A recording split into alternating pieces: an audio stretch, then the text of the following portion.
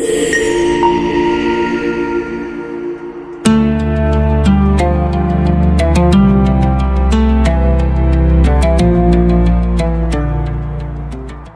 bin Abi Thalib mengajarkan doa dari Nabi SAW setelah kemudian tahajud, setelah beristighfar kepada Allah. Lalu doa pertama yang disampaikan bukan doa permintaan lain-lain dulu, tahan dulu yang lainnya, tapi yang didahulukan yang ini. Ya Allah, amalan pasca tahajud. Awas hati-hati ya. Materi ini bukan hanya penting untuk sesuai amalan Nabi, tapi nanti ada beberapa keistimewaan ketika Anda bisa amalkan itu. Yuk kita mulai bahasan pertama. Istighfar. Memperbanyak istighfar. Kedua doa. Dan ketiga rehat sejenak. Jadi ada ahli surga yang punya kebiasaan di bumi. Ada ahli surga yang punya kebiasaan di bumi. Kalau Anda ingin lihat ahli surga spesial sedang ada di muka bumi, lihat orang yang rajin tahajud, yang pasca tahajud salah satunya dia perbanyak istighfar kepada Allah Subhanahu wa taala. Ini poin. Jadi, maaf, setelah selesai tahajud, Anda salam kanan, kiri, selesai kemudian witirnya, ada peluang nih amal lagi. Ya, jangan langsung istirahat. Walaupun cuma satu kalimat. Jeda sebentar. Hadirkan ketenangan setelah ibadah. Syukuri itu semua. Setelah itu baru kemudian Anda kondisikan hati untuk bisa mendekat kepada Allah. Baru Anda ungkapkan kalimat Astaghfirullahaladzim. Astaghfirullahaladzim. Astaghfirullahaladzim. Alladzi la ilaha illa huwal hayyul qayyum wa atubu. Astagfirullah. Astagfirullah. Astagfirullah. Nah, disinilah teman-teman dua hal bisa kita kerjakan. Sekarang kita bicara bagaimana cara beristighfar seperti diisyaratkan Al-Quran ini.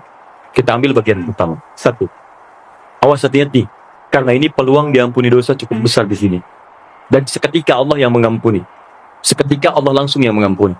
Jadi ada orang yang ketika istighfar di waktu sahar, seketika diampuni oleh Allah Subhanahu wa taala. Bagaimana caranya? Mari kita lihat. Jadi kalau Anda beristighfar, memohon ampun dari kesalahan atau dosa, jangan sekedar kalimat itu keluar di lisan. Hanya formalitas, ya Allah ampuni saya, ampuni saya. Setiap kalimat yang disampaikan dalam Al-Quran, ingat baik-baik, ataupun dalam hadis, itu selalu diistilahkan dengan zikir namanya. Zikir. Ingat baik-baik ya, setiap kalimat kebaikan yang diungkapkan di lisan, itu selalu diistilahkan oleh Quran dengan zikir. Misal, tadi yang astagfirullah, subhanallah, alhamdulillah, yang kita kerjakan ba'da salat, kita kan ba'da salat kita kerjakan astagfirullah, kan istighfar kan? Baik ya, di hadis Muslim, nomor hadis 591. Ya, Nabi kemudian mengucapkan astagfirullah, astagfirullah, astagfirullah. Allahumma antas salam, minkas salam, tabarakta ya dzal jalali wal ikram. Di hadis Muslim nomor hadis 593 kemudian mengatakan la ilaha illallah wahdahu la syarika lah, lahul mulku wa lahul hamdu wa huwa ala kulli syai'in qadir. Baru setelah itu subhanallah, alhamdulillah, Allahu akbar. Zikir ini disebut zikir di Quran. Di Quran surah keempat ayat 103. Paling kanan sebelah atas, agak sedikit ke tengah. Lihat kalimatnya. Fa idza qadaitumus sholata fadhkurullaha. Kalau Anda tuntas mengerjakan sholat, segeralah berzikir kepada Allah Subhanahu wa taala. Nah, apa itu zikir? Zikir itu bukan sekedar kalimat yang diungkapkan, tapi zikir secara bahasa saja sudah mengandung arti sesuatu yang teringat, sesuatu yang dirasakan. Ingat dan dirasakan. Di ketika Anda beristighfar, tadi ingat baik-baik, ingat kesalahan, dosa yang dilakukan, minta ampun atas kesalahan dan dosa yang dilakukan. Kalimatnya disebut dengan zikir. Zikir berarti ingat dan merasakan. Jadi begitu Anda mengatakan, ya Allah astagfirullah, ampuni saya, Anda minta ampun, berarti ada dosa yang dikerjakan. Ingat dosa apa yang Anda lakukan sampai Anda mengatakan ampuni saya. Ini bukan cuma di lisan. Ini begitu Anda istighfar, itu enak Pak. Keheningan malam, saat tidak banyak suara bising, dan Anda menyadari kesalahan Anda pada saat itu. Begitu air mata Anda jatuh, tumpah saat itu, kemudian kalimat yang Anda rasakan seketika ampunan dari Allah itu turun kepada Anda semua. Itu yang pertama mesti Anda lakukan. Jadi begitu selesai tahajud, ingat-ingat, perbanyak istighfar. Hatinya nyaman. Setelah ketenangan itu ada, saya agak cepat, baru masuk ke nomor 2. Apa nomor 2 itu? Ini yang saya maksudkan. Awas kalimatnya, hati-hati. Memperbanyak doa kepada Allah Subhanahu wa taala, dan inilah doa yang paling cepat diijabah di antaranya oleh Allah Subhanahu wa taala. Doa yang dipanjatkan di keheningan akhir sepertiga malam menjelang fajar dalam keadaan pasca istighfar, bahkan langsung dikatakan di hadis qudsi, jika Anda meminta maka tidak akan pernah ditolak. Siapa yang meminta, aku berikan. Siapa yang berdoa, aku kabulkan. Siapa yang istighfar, man istaghfara li ghafartu lah. Aku ampuni semua dosa-dosanya. Aku ampuni semua dosa-dosanya. Anda bayangkan. Setelah itu, dosa diampuni, tenang ada, tinggal Anda memohon kepada Allah. Siapa yang meminta, aku berikan. Siapa yang berdoa, aku kabulkan. Itu janji Allah di hadis qudsi. Dan hadis qudsi ini diriwayatkan langsung oleh 30 orang sahabat senior di tabaqah pertama, tingkat pertamanya. Dia yang menerima dari Nabi itu hampir semua sahabat yang senior, 30 orang. Anda minta tuh, di kesempatan. Mungkin inilah waktu yang doa-doa Anda yang dulu itu mungkin belum terkabul. Anda diminta berada di waktu itu. Kalau sudah diberikan waktunya, Anda tidak minta, Anda butuh waktu apa lagi?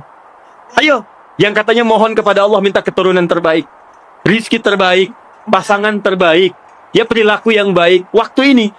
Nah, apa doa di antara yang dimohonkan? Ini saya tunjukkan, ada di Abu Daud, nomor hadis 1427. Kemudian di At-Tirmidzi, nomor hadis 3566. 3566. Imam At-Tirmidzi di antara yang mendawamkan malamnya tahajud. Bahkan berdoa. Terus istighfar. Sampai buta matanya. Ya, orang bertanya, Syekh lima hakadha, kenapa Anda masih seperti ini? Dia imam besar, ahli tahajud, ahli Quran, menulis juga Al-Jami' As-Sahih, dia dikenal dengan Sunan At-Tirmidzi, ahli hadis juga, tapi di akhir hidupnya banyak menangis sampai buta matanya.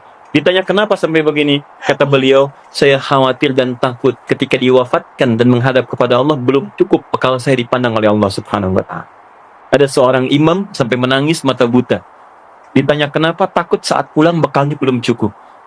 Ya, coba lihat kita, imam bukan, makmum kadang-kadang, cita-cita masuk surga, surganya Firdaus bersama Nabi lagi. Berapa amalannya dibandingkan dengan orang-orang soleh terdahulu? Paham? Baik. Kemudian ada juga di An-Nasa'i. Kalau At-Tirmidzi nama aslinya bukan At-Tirmidzi, nama aslinya Muhammad. Muhammad tinggal di Tirmidz, dikenal dengan At-Tirmidzi. Beliau hafal 500.000 hadis. Ya, dan hafalnya lancar sekali, ringan mengucapkan, lunak menyebutkan. Sampai kata Syekhul Islam Ibnu Qayyim Al-Jauziyah mengatakan, kalau dulu ada Nabi Daud bisa melunakkan besi dengan tangannya, maka ini Abu Daud bisa melunakkan hadis dengan lisannya. Baik, tadi At-Tirmidzi sudah. An-Nasa'i, nomor hadis 1747. 1747. Kemudian Ibnu Majah, An-Nasa'i ini muridnya juga Imam Asy-Syafi'i. Dia pernah belajar kepada Imam Asy-Syafi'i. Kemudian Ibnu Majah nomor hadis 1168. Semua hadis yang diriwayatkan oleh para imam ini sumbernya dari seorang sahabat, menantu Nabi sallallahu alaihi wasallam yang juga sering dibangunkan oleh Nabi sallallahu alaihi wasallam untuk menunaikan salat malamnya, yaitu sahabat Ali bin Abi Thalib radhiyallahu taala anhu. Apa di antara doanya? Allahumma inni a'udzu biridhaka. Ya, Ali bin Abi Thalib mengajarkan doa dari Nabi sallallahu alaihi wasallam setelah kemudian tahajud, setelah beristighfar kepada Allah, lalu doa pertama yang disampaikan bukan doa permintaan lain-lain dulu, tahan dulu yang lainnya. Tapi yang didahulukan yang ini. Ya Allah, Allahumma inni a'udzubika biridhaka min sakhatik. Ya Allah, saya berlindung kepadamu dengan mengharap ridhamu. Jauhkan saya. Ya Allah, jauhkan saya dari segala apa yang kau murkai. Di antara makna ridha, kalau sudah datang dari Allah, maka mengabulkan semua doa-doa yang dimohonkan. Ridha itu maknanya 3. Mengabulkan doa yang dimohonkan, mengampuni dosa yang pernah berlangsung dalam kehidupan, dan yang ketiga memberikan solusi dari semua persoalan yang Anda hadapi dalam kehidupan. Baik, teruskan. Wa bimu'afatika min uqubatik. Wa bimu'afatika, dan hamba berlindung kepadamu ya Rabb dengan segala penjagaan dan pemaafanmu. Mu'afah itu adalah sifat penjagaan dan pemberian maaf. Anda dijaga oleh security, terjaga, nyaman Anda. Anak dijaga orang tua, nikmat, nyaman. Tapi apakah selamanya bersama security? Tidak. Selamanya bersama orang tua, mungkin terpisah. Kalau Anda titipkan diri Anda kepada Allah, maka siapa yang bisa mengganggu Anda dalam kehidupan? Maka Anda bermohon kepada Allah, ya Allah, tolong jaga hamba ya Allah. Dan kalau salah, tolong maafkan hamba. Dan yang lebih hamba mohonkan, tolong jaga hamba dari batik, dari hukuman-hukuman. Nah, hukuman dunia dan siksa akhirat itu disebut dengan uqubah. Maka Anda bermohon kepada Allah, ya Allah, kalau ada perilaku saya yang tidak baik, yang bisa menghadirkan percepatan hukuman di dunia, mohon lindungi saya. Lindungi saya. Karena Anda tidak tahu sedang mengerjakan apa yang mungkin Allah murka dengan Anda. Dan kalau ada jalan kembali saya yang berpotensi menghadirkan hukuman abadi di akhirat, mohon lindungi saya, jaga saya dan maafkan kesalahan saya. Karena kalau cuma dijaga nggak ada pemaafan, masuk juga ke situ. Tapi ketika Anda dimaafkan dari kesalahan-kesalahan Anda, dijaga oleh Allah ketika saat itu, maka nikmat yang Anda peroleh pada saat itu. Paham ya? Nah, maka ini kalimat setelah itu Anda puji Allah. La uhsi sana'an alaik. Ya Allah, saya tak mampu menghitung kebaikan, kemuliaan, dan pujian darimu. Karena itu pujian yang disampaikan karena kebaikan berlimpah yang tak terukur, yang tidak terukur.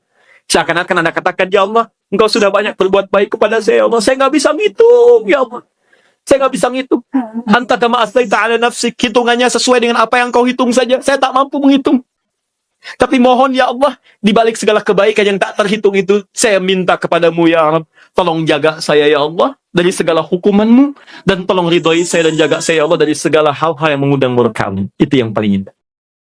Maka sejak saat itu, insya Allah Anda akan dijaga dalam kehidupan harian Anda. Setelah itu silahkan bebas mau minta apa. Masalah dunia, ya Allah besok saya mau ujian ya Allah, mohon mudahkan ya Rabb. Yang ketiga, ingat setelah tadi istighfar, kemudian berdoa. Setelah itu rehat sejenak untuk persiapan subuh. Jadi begitu sudah istirahat sejenak, nanti begitu subuh segera kembali kita.